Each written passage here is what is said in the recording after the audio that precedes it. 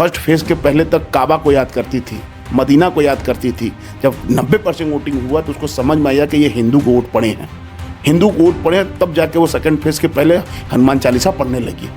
आपको भी बहुत बधाई। देश की आज़ादी के बाद पहली बार भारतीय जनता पार्टी के बंगाल में सरकार बनी है और जो वहाँ पे अपने हिंदू भाई थे जिनके अंदर भय था, आज वो एकदम शुद्ध वातावरण में है। जिस ममता बनर्जी ने प्रभु जय श्री राम बोलने पे बैन लगाया था, आज वहाँ पे कोने कोने में रहने वाले लोग पूरे उत्साह के साथ जय श्री राम बोल रहे हैं। जैसे लग रहा है वहाँ पे राम राज्य आ गया। रामनवमी के दिन जिस तरीके से अपने दबे जो हमारे हिंदू थे, जो अनुसूचित जाति समाज के हिंदू थे, जो ओबीसी जाति समाज के हिंदू थे, जो मटुआ समाज के हिंदू थे, वो रामनवमी के दिन जब मैंने देखा कि एक भव्य जुलूस ये रोड पे निकल के लोग जय श्री राम का नारा लगा रहे थे, उसी समय मुझे एहसास हो गया था कि इस बार यहाँ पे पश्चिम बंगाल में पुद्दो फूल, मेरा कमल का फूल, नरेंद्र मोदी जी के नेतृत्व में डबल सेंचुरी लगाएगी। अब जहाँ पे जय श्री राम बोलने से हिंदू झोपड़ी रहने वाला व्यक्ति बहुत डर रहता था, आज वो खुल के जय श्री राम बोल रहा है। एक अच्छा नरेंद्र मोदी जी पे विश्वास करने पे बहुत अच्छा वहाँ वातावरण बना हुआ है लोगों के अंदर। वंदे मातरम जिस बंगाल से, वहाँ पे ममता बनर्जी ने इस शब्द को बोलने से रोक रखा था। लोगों को ये इतना डर भय था, माँ काली की धरती, माँ दुर्गा की धरती, रविंद्रनाथ ठाकुर की धरती, स्वामी विवेकानंद की धरती, सुभाष चंद्र बोस की धरती, इन्हीं का हुमायूं कबीर ममता बनर्जी का, वो वहाँ पे बाबरी मस्जिद बना रहा था। किसके संरक्षण में?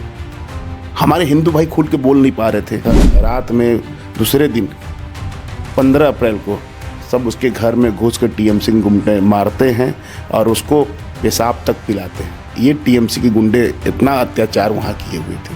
पहले भी तोड़े गए बीजेपी कार्यकर्ताओं के द्वारा। तो जितने हम लोग वीडियो यहाँ बैठ के देख रहे थे, क्या उसमें सच्चाई है? वो टीएमसी वाले खुद अपने उसके कार्यकर्ता कार्यालय तोड़कर भारतीय जनता पार्टी पे आरोप लगा रहे थे। ये टीएमसी के कार्यकर्ता इतने बदमाश थे कि मैं पत्रकार महोदय आपको बताऊंगा तो आप विश्वास नहीं करेंगे। भ्रष्टाचार, हिंदू भाइयों पे अत्याचार, एक गरीब माँ की लड़की हॉस्पिटल में किस तरीके से उसके साथ घटना हुआ, नरेंद्र मोदी जी ने उन पे विश्वास किया, उस बेटी के माँ को टिकट दिया, वो विधायक बनी। ऐसे तमाम चीज़ देखेंगे तो ममता बनर्जी कहीं टिकने वाली नहीं है। अब वो धीरे धीरे अब भारतीय जनता पार्टी बंगाल में आई है। अब आप देखेंगे ये लोग सीपीएम तो ख़त्म ही हो गया था, कांग्रेस वहाँ ख़त्म ही है, कोई है ही नहीं। और आने वाले समय में ममता बनर्जी भी अब धीरे धीरे कोई यहाँ मतलब नहीं रह जाएगा। नमस्कार, मैं हूँ शुभम कुमार और आप देख रहे हैं न्यूज़ सेतु।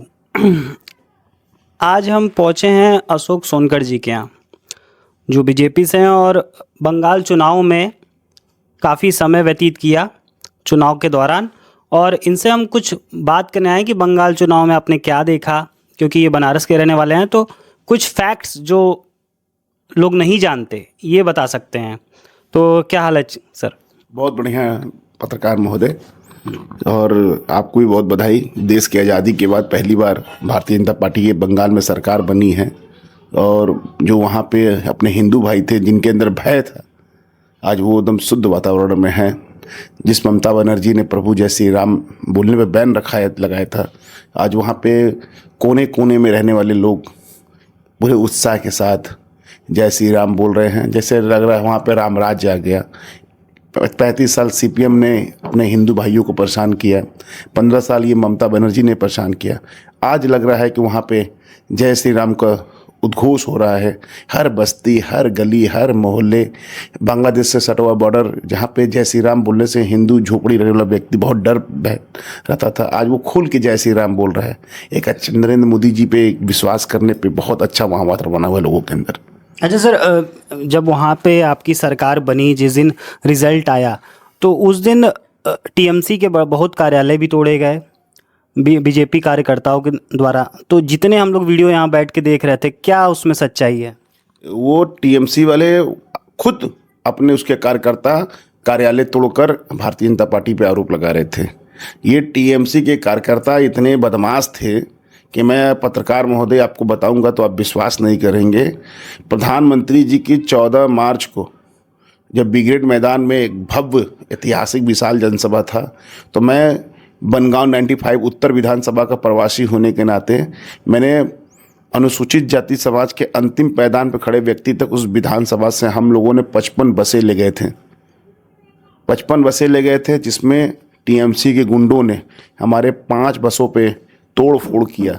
एक कार्यकर्ता मेरे अनुसूचित जाति समाज का था, हमारे आग्रह करने पे वो नरेंद्र मोदी जी के कार्यक्रम में गया था। रात में दूसरे दिन 15 अप्रैल को सब उसके घर में घुस कर टीएमसी के गुंडे मारते हैं और उसको पेशाब तक पिलाते हैं। ये टीएमसी के गुंडे इतना अत्याचार वहाँ किए हुए थे, आप विश्वास नहीं कर सकते कि वहाँ पे अनुसूचित जाति समाज की जो बेचारी बालिकाएं होती थी वो इतना भय में रहती थी कि कब ये बांग्लादेशी जिसको ममता बनर्जी ने संरक्षण दे रखा था, इतने परेशान लोग थे वहाँ पे, इतने लोगों के अंदर डर था कि वहाँ पे जाने के बाद ये महसूस हुआ कि कहाँ पे ममता बनर्जी लोगों को, हिंदू भाइयों को मेरे ढकेलती जा रही है।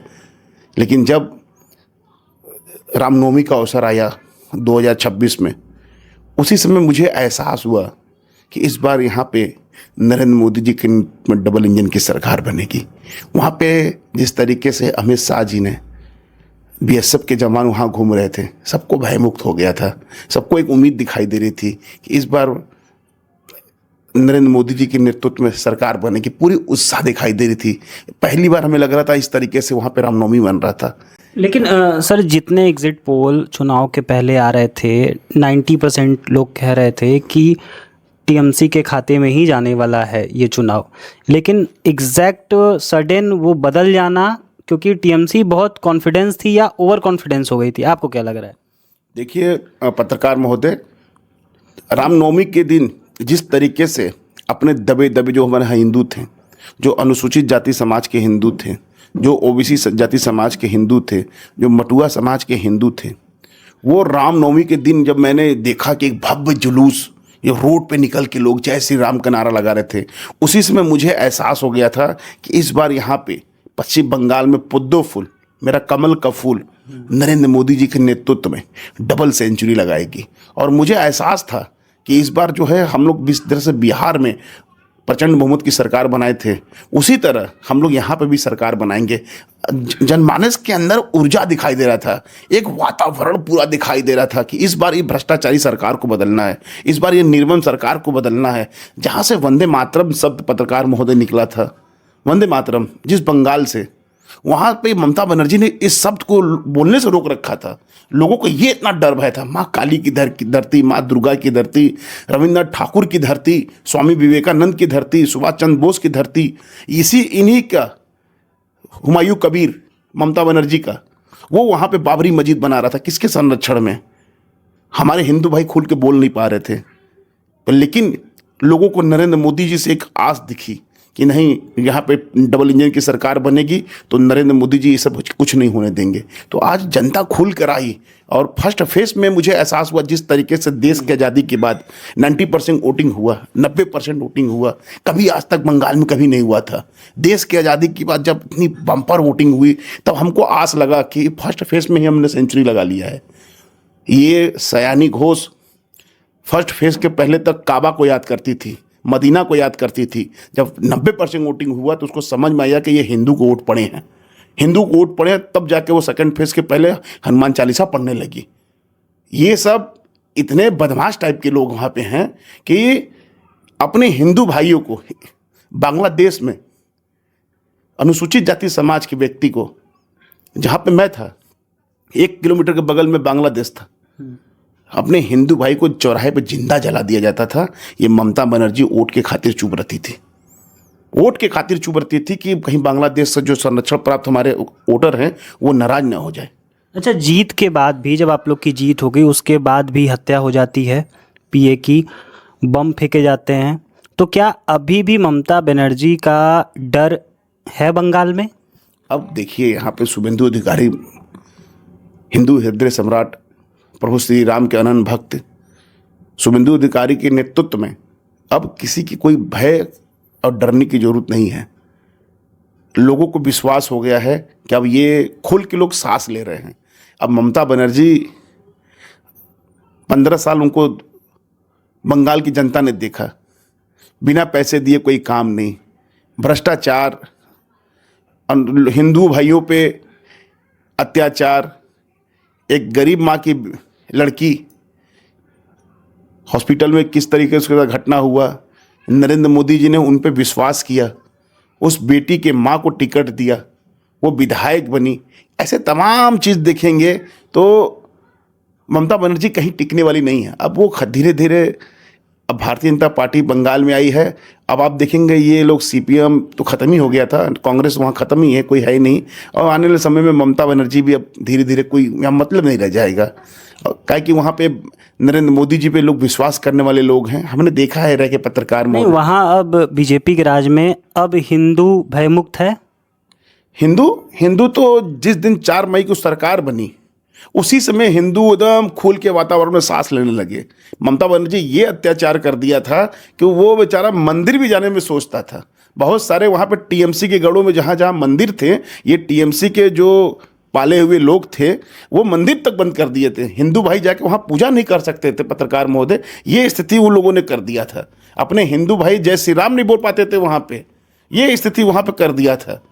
आपसे हम क्या बताएं, मैं तो अपने आँख से देखता था कि टीएमसी के गुंडे चिन्हित करते थे। हम लोग भी जाते थे तो हम लोगों को वो चिन्हित करते थे कि कहाँ कहाँ ये जा रहे हैं, क्या कर रहे हैं। पर लेकिन उनको डर था कि जिस तरीके से वहाँ से बीएसएफ घूम रही थी तो उनके अंदर वो उसी से डरते थे, क्या कि लोकल पुलिस भी उनका ही साथ देता था। 2021 में ही हमारी सरकार बन जाती पत्रकार महोदय, लेकिन जो टीएमसी के गुंडे रहते थे, लोकल पुलिस भी उनको साथ देती थी। जब वहाँ के हिंदू भाई भाजपा के लिए वोट देने जाता था तो टीएमसी के गुंडे मार कर भगा देते थे उनको, और उनका वहाँ का लोकल पुलिस भी साथ देता था। और ये टीएमसी गुंडे अंदर जाकर ईवीएम के साथ छेड़छाड़ करके अपना वोट बढ़ाते थे। चलिए, वैसे तो हम देखेंगे कि 5 साल में बंगाल कितना डेवलप करता है बीजेपी के राज में।